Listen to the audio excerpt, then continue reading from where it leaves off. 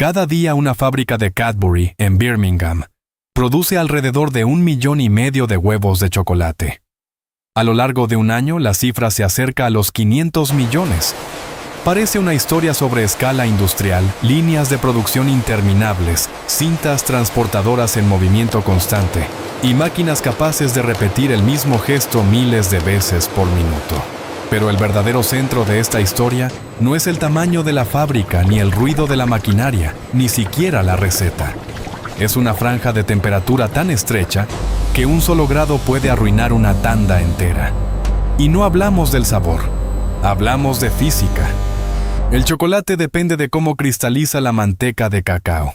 Puede formar varias estructuras, pero solo una da el resultado perfecto. Una superficie brillante, una rotura limpia y la contracción justa para que la cáscara salga del molde sin romperse. Si la temperatura se desvía, el chocolate pierde brillo, se pega, se quiebra mal y empieza a fallar en cadena. Lo que parece un simple dulce de temporada es en realidad una pieza de ingeniería alimentaria. Eso significa que detrás de cada huevo de Pascua hay algo más que azúcar y cacao. Hay control térmico, precisión industrial y una lucha constante contra errores casi invisibles. Y cuando la fábrica trabaja a escala de millones, esos errores invisibles son los más peligrosos de todos. Mucho antes de convertirse en un dulce, el huevo ya era un símbolo de renacimiento. Su forma cerrada, con vida potencial en el interior, lo convirtió durante siglos en una imagen natural de la primavera, del regreso de la fertilidad y del fin del invierno. En muchas culturas, el huevo representó la idea de que algo nuevo podía surgir de un espacio pequeño, silencioso y aparentemente inmóvil. Con el tiempo, ese símbolo pasó a las celebraciones cristianas de Pascua.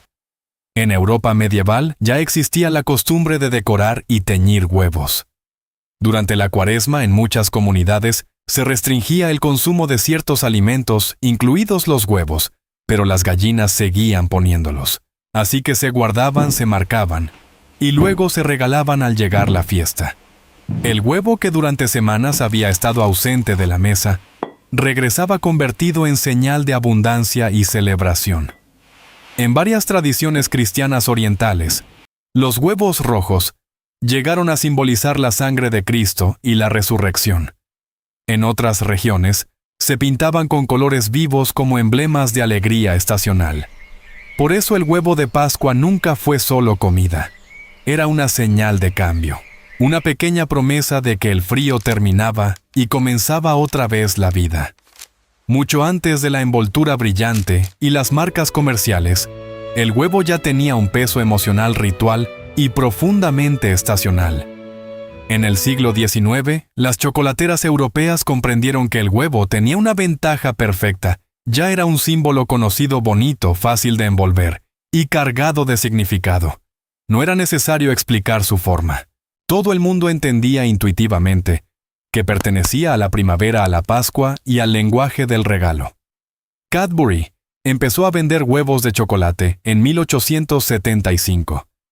En aquel momento eran artículos de temporada más cercanos al lujo que al consumo masivo.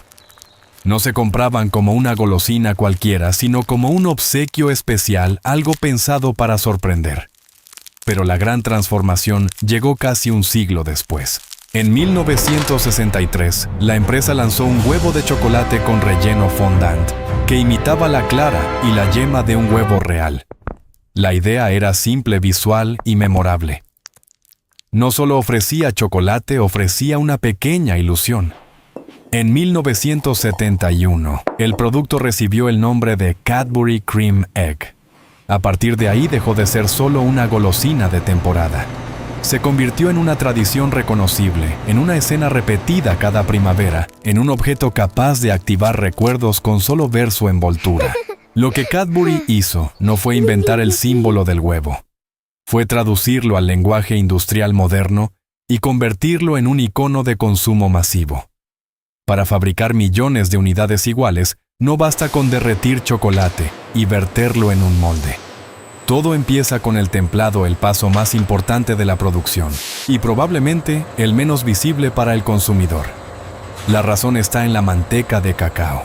Sus cristales pueden organizarse de distintas formas, pero solo una estructura produce una cáscara brillante, firme y estable. Para forzar esa estructura, el chocolate sigue un recorrido térmico muy preciso. Primero se calienta lo suficiente como para eliminar cristales previos. Luego se enfría para sembrar los correctos. Después, se vuelve a elevar a la temperatura exacta de trabajo. En el transcript, este trayecto aparece en cifras muy concretas alrededor de 45 grados Celsius, luego unos 27 grados Celsius, y finalmente una zona de trabajo cercana a 31 a 32 grados Celsius. Dicho de otra manera, el chocolate tiene que olvidar su estructura anterior, aprender una nueva, y mantenerla justo el tiempo necesario para ser moldeado. Si el proceso sale bien, adquiere brillo, textura limpia y la ligera contracción necesaria para desprenderse del molde. Si sale mal, aparecen defectos: superficie blanquecina, falta de brillo, mala rotura y adherencia. Ese fallo visual se conoce como bloom, y en una fábrica no es un problema estético menor. Puede significar desperdicio, retraso y producto descartado. Aquí está una de las ideas más poderosas de toda la historia. Cuando produces a escala industrial, los errores pequeños son los más peligrosos. No hacen ruido al principio, no parecen dramáticos, pero se multiplican, y una variación mínima repetida a lo largo de miles de moldes puede convertirse en una pérdida enorme. En el fondo, el éxito del huevo no depende solo del cacao o del azúcar. Depende de que la materia se comporte exactamente como la línea de producción necesita. Una vez templado el chocolate, se bombea a moldes de policarbonato con forma de medio huevo. Allí empieza una fase tan mecánica como elegante. Los moldes se colocan sobre una mesa vibratoria para que el chocolate se distribuya en una capa fina y uniforme, normalmente de apenas 2 o 3 milímetros. La vibración elimina burbujas y ayuda a cubrir todas las paredes del molde sin dejar huecos. Después el exceso se retira y solo queda la cáscara adherida. Esa es una de las partes más curiosas del proceso. No se llena el molde por completo, para luego vaciarlo como si se tratara de una figura maciza. Lo que realmente interesa es una película precisa de chocolate, ni demasiado gruesa ni demasiado frágil. Si la capa queda irregular, el huevo se rompe mal. Si queda demasiado fina, puede agrietarse antes de tiempo. Si queda demasiado gruesa, cambia la proporción con el relleno y se altera la experiencia final. A continuación, los moldes pasan por un túnel de enfriamiento cercano a los 10 grados Celsius. Ese cambio hace dos cosas a la vez: endurece el chocolate y provoca una leve contracción. Esa pequeña contracción es crucial porque permite que la media cáscara se desprenda limpiamente sin agrietarse. En apariencia es un paso silencioso. En la práctica es uno de los más delicados de la línea. Mientras las cáscaras se enfrían en otra línea, se prepara el interior. Azúcar, jarabe de glucosa y agua se cocinan, y luego se baten para formar un fondant blanco brillante, denso y extremadamente dulce. Esa será la clara. Una parte se separa y se tiñe de amarillo anaranjado para crear la yema. Lo interesante es que aquí el color y la colocación importan tanto como el sabor. El centro amarillo debe quedar bien definido, rodeado por el fondant blanco para que al morder el huevo aparezca la ilusión de un huevo real. Si se mezcla demasiado pronto o si la dosis no está centrada, se pierde el efecto. Y ese efecto es parte esencial de la identidad del producto. El Cadbury Creme Egg no triunfó solo porque fuera dulce, sino porque convertía el acto de comerlo en una pequeña sorpresa visual. También importa la textura. El fondant no puede ser tan líquido que se derrame antes de tiempo, ni tan espeso que pierda la sensación cremosa que lo hizo famoso.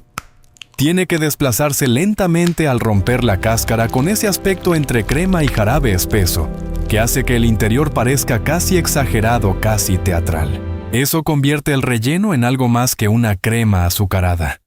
Es una pequeña puesta en escena diseñada para que el producto se recuerde tanto por su apariencia como por su sabor. Cuando ambas mitades están listas, se unen con una línea muy fina de chocolate caliente aplicada en el borde. Esa capa funciona como adhesivo. Parece un detalle menor, pero no lo es. Si el cierre falla, el fondant puede escapar y causar problemas en la línea de empaquetado. Un huevo mal sellado no es solo un defecto individual, puede ralentizar el sistema entero. Después del sellado, los huevos pasan por un enfriamiento final para estabilizar su forma y fijar el brillo. Es el momento en que la estructura queda definitivamente estable y la superficie adquiere ese acabado liso que el consumidor asocia con chocolate bien hecho. Solo entonces entran en la etapa más reconocible para el consumidor, la envoltura. Cada huevo se cubre con su lámina de colores morado, rojo y amarillo a gran velocidad. Ese envoltorio no es un detalle secundario. Es parte del reconocimiento instantáneo del producto. Antes incluso de probarlo, mucha gente lo identifica por sus colores y por el gesto de desenvolverlo. Lo que en la mano dura apenas unos segundos, quitar la lámina, partir el huevo, comerlo, es en realidad el resultado de una coreografía industrial afinada al detalle. Desde chocolate líquido hasta huevo completamente envuelto, el proceso entero puede completarse en menos de una hora. Y sin embargo, todo está calculado para producir una sensación de ritual, no de prisa. La fábrica produce cerca de 500 millones de huevos al año, pero casi todos se venden en una temporada muy corta desde comienzos de año hasta Pascua. Después desaparecen de las estanterías. Y esa ausencia es parte de su fuerza. No está pensado para estar siempre ahí. Está pensado para volver. Cuando un producto aparece solo en un momento concreto del año, deja de ser una simple mercancía. Se convierte en una señal del calendario, en una costumbre que la gente espera. Por eso el crème egg funciona en dos niveles a la vez, como objeto industrial y como ritual emocional. Eso también explica por qué los cambios generan tanta reacción. Cuando Cadbury modificó la cáscara del crème egg en 2015, muchos consumidores sintieron que no habían cambiado solo una receta, sino un recuerdo. Porque este producto no vive únicamente en el sabor. Vive en la repetición, en cómo se ve, cómo se abre y en qué momento del año vuelve a aparecer. Y quizá esa sea la idea final más importante. La humanidad pasó de teñir huevos reales para celebrar la primavera a fabricar huevos de chocolate bajo un control térmico exacto, hasta el nivel cristalino. Cambió la tecnología, cambió la escala, cambió el material, pero no cambió el gesto esencial. Sigue siendo una persona entregándole a otra algo pequeño, dulce y hermoso cuando termina el invierno. Sigue siendo una manera de decir, ya pasó el frío. Aquí tienes algo bueno.